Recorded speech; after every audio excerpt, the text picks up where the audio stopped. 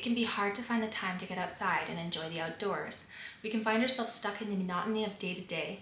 We can get stuck behind computer screens or our phone or TV screens. Work, school, and even our downtime can all be spent indoors. We can forget how important connecting with nature can be.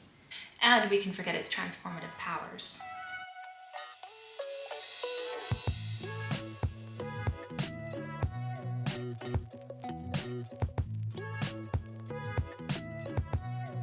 Getting back in touch with nature is important, and it's even backed by science.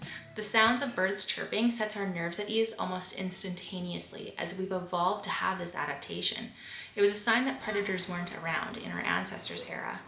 The sight and sound of water is also backed by science, as it's known to set nerves at ease, improve sleep quality, and help with focus and creativity. This happens just by looking at bodies of water. It's so important to improving our state.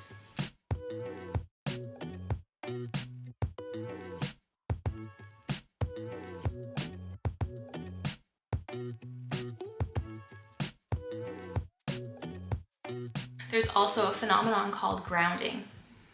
This is where you put your bare feet onto the grass or dirt to connect with the earth. It's said to help your body absorb the earth's electrons and results in lowering inflammation, stress. However, this one, and it hasn't been extensively researched. I personally do like the idea of grounding, whether it is backed by science or not. I think just getting your feet in the ground kind of makes you feel a lot more connected. There's also another theory too that I heard recently where you can connect to trees as well by putting your hands on the tree trunk.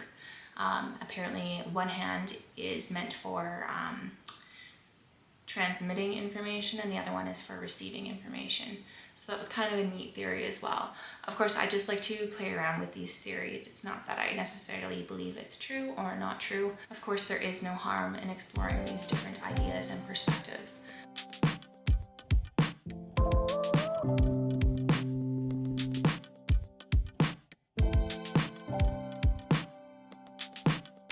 When we were kids, we explored the outdoors a lot more. We were climbing trees, we were running around, we were playing at parks, we were getting our knees scraped, we were going for bike rides.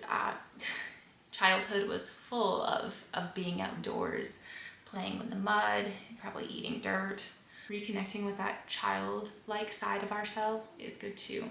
It's kind of bringing back to that carefree and expressive and beautiful time in our lives. When you're a child, you're always in the present. You're always living in the right here, right now. And nature was just such an integral part of that while growing up. And I think that and try to make a conscious effort to reconnect with that. It brings us back to the here and now. We can be so much more appreciative of where we're at and what we can see and what we can feel and what we can touch. And sometimes just having the grass on your feet is just overall a nice feeling. So whether it be backed by science or not, it is irrelevant.